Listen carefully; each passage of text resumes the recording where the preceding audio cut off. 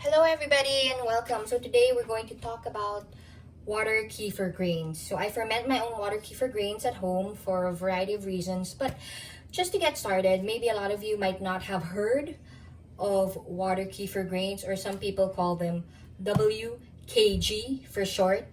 So just a brief intro about what water kefir grains are, okay? It's a traditional fermented drink made with water and a symbiotic culture of bacteria and yeasts.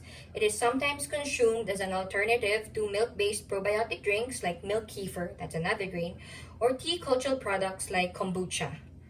It's dairy-free and vegan-friendly and may contain up to 56 different strains of yeast and bacteria. So it's a very probiotic-filled drink, which is primarily why I started brewing or fermenting my own kefir water at home. I just want to introduce you to my water kefir grains. You see on the bottom, you'll see the water kefir, which is what ferments the water and sugar. Okay, so why would you ferment your own water kefir at home?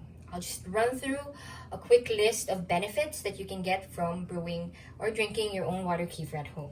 So number one, it improves gut health. Okay, it promotes immunity, your immune function. It's an alternative to sodas and juice, which is good. It aids in weight loss. It also fights cancer cells and is suitable for any diet. It's technically plant-based. It's vegan and it's dairy-free. So you can see all the benefits that you get by just brewing at home instead of, buying expensive probiotics. Okay, so just a quick backstory why I started fermenting my own water kefir at home. I have kids. When they were much younger, they used to be prone to cough and colds every other month. We would nebulize, we would give medicine. When they came of age with much consultation with my pediatrician, I actually introduced probiotics to them. That was the only thing I changed in their diet, and I actually really noticed a boost in their immunity. They didn't get sick as much, which was a good thing. So I just surmised that it was really the probiotics improving their gut health and their overall immunity. So when you take care of your grains and they're healthy and happy, then you can just continue on making your probiotic filled drinks in the comfort of your home. To make your probiotic filled water kefir at home, first of course you need your very own water kefir grains. So how do you get this? You can buy some dehydrated grains online, or maybe a friend is willing to give you. So those are the two ways that you can get them. Okay. Next, you need sugar, and then you need water. Dechlorinated or mineral water is best to keep your water kefir grains happy. So when I say dechlorinated water, that's just tap water that you leave overnight. Of course, you keep it open. I just covered it so no insects go in. And then you just let the chlorine from the tap water evaporate, and you can use that to make your sugar and water mixture. So how easy is that? It's just kefir grains, sugar, and water, and you're all set. Of course, when I said you're all set, that just means that you can definitely start brewing or fermenting your own water kefir at home. Okay, so how exactly do I do it? First, these are the things that I like to use when I make my own water kefir. So I have a couple of kitchen tools here that you already might recognize, and you'll see when I start actually doing the water kefir, then you'll see how I use these tools. If your grains are already rehydrated, you want to feed them sugar water. But like mine is currently already, it's already fermented and it already ate all the sugar water. You'd want to create another batch of sugar water. Okay, so how do you actually know that your kefir grains are already fermented or ready to harvest, what I would say? Okay, first off, you want to take a look at your jar, and if you nudge it a little and you see bubbles float up to the top, that's one indicator that it's been fermenting well. Okay, now if you're still unsure and maybe you don't see a lot of bubbles, I would say taste your water kefir. Okay, so get a plastic spoon and just give it a quick taste. If it tastes tangy, then it's good to go. That's always my sure indicator that it's been fermenting well and that it's already ready to go to the second ferment. Okay, back to the sugar water. So this is again 1 liter of water. Okay, so remember the ratio: 1:1:1. 1 tablespoon of water kefir is to 1 tablespoon of sugar, and is the 1 cup of water. But since I have 4 tablespoons of kefir grains, then I need to give it a liter of water. So that's 250 ml times 4 of everything. So 4 tablespoons of sugar. Okay, 4 tablespoon kefir grains, 4 tablespoon sugar, and a liter of water. Okay, don't get confused. Just remember 1:1:1. So if in case your kefir grains multiply, just keep that ratio in mind. It'll make everything.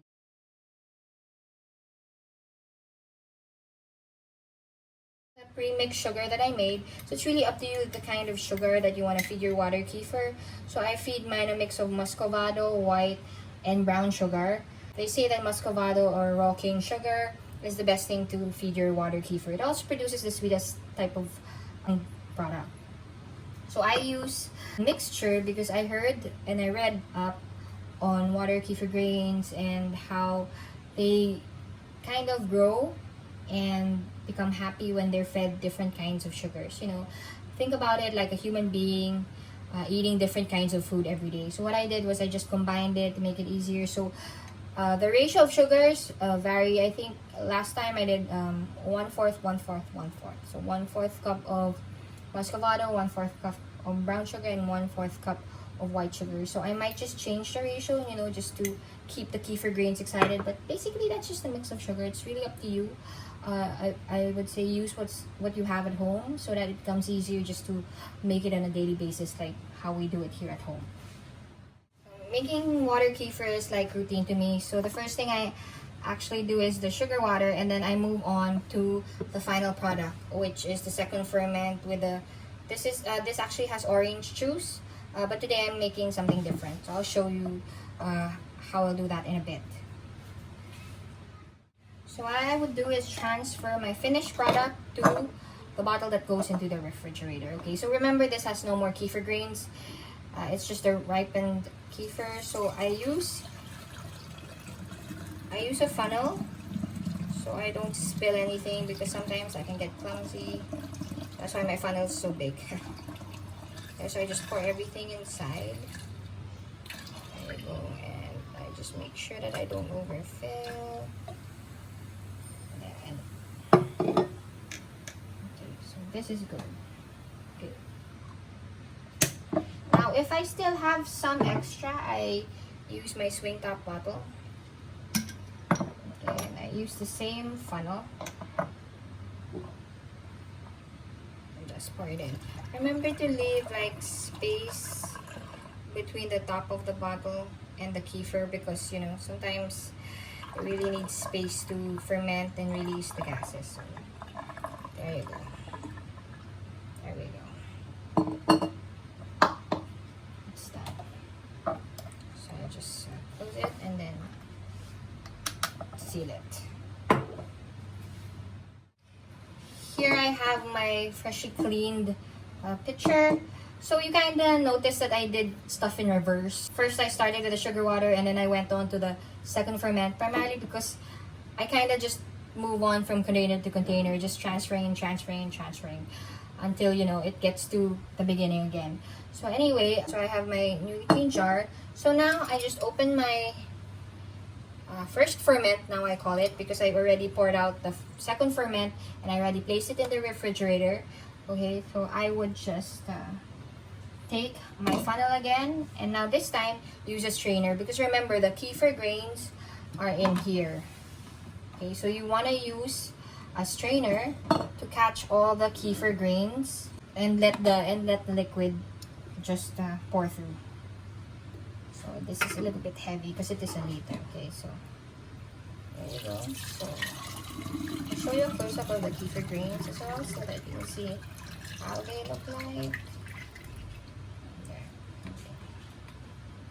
You don't really need to strain it all out, but I just want to show you how they look up close. There.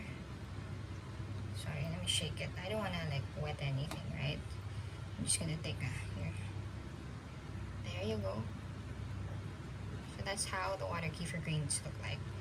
Okay, so you need a plastic sieve to catch all the grains. Why? Because you're gonna put them back in the jar that they came from. Right, so there you go.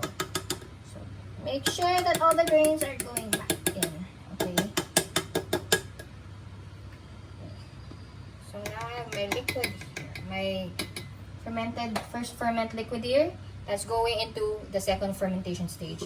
But first, let's go back to this. So I already have my sugar water and I just mix it carefully. Again, a funnel because I'm careless. So now this is the fresh sugar water that I'm feeding to the kefir grains. Okay. So just be careful.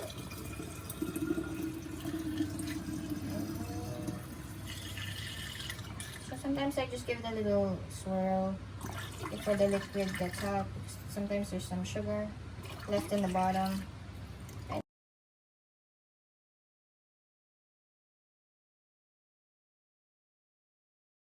So now, after feeding, it's ready to ferment the sugar water. Okay, I'm just gonna put it aside.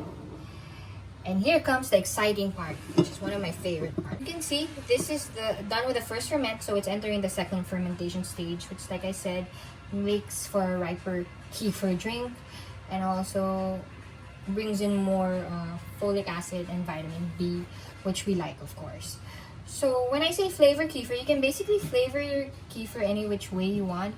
So what I do is I just grab, this is actually one of my kids' favorite flavors, strawberry. So I just use frozen strawberry. You can use frozen fruits, fresh fruits there. Strawberry, I just put like 4. So it's just in there to flavor. And then I have some basil leaves that I froze and kept in the freezer. So this is how I preserve herbs that we picked from the garden. You just put it down, yeah. There. So we grow basil in the garden. Just put one more. Okay. So it's a strawberry basil flavor today. And then I just put my glove back on. Kids enjoy watching the glove inflate. So now you know how the glove looks like when I first put it on and how it will look like tomorrow. Okay, so like I said, you can flavor your kefir with a lot of things. You can actually use fruit juice as well.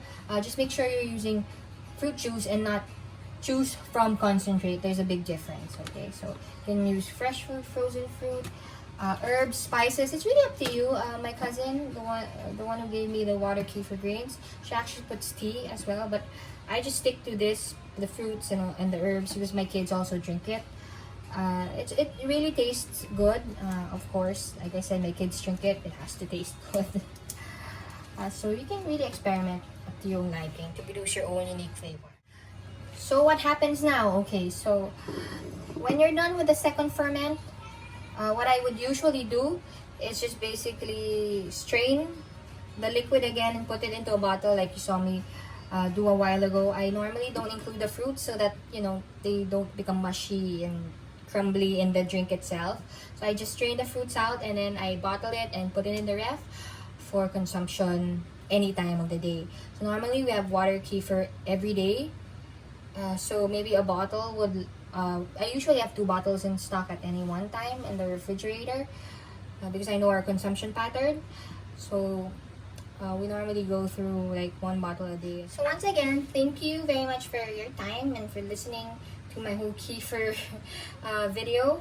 So here's our finished kefir. I'm gonna take a sip, okay? There's my daughter with me. I'm gonna take a sip of the kefir. She loves water kefir. So we normally put ice because it's very hot. So it's a perfect summer drink and we love drinking it by the pool. Thanks again for watching.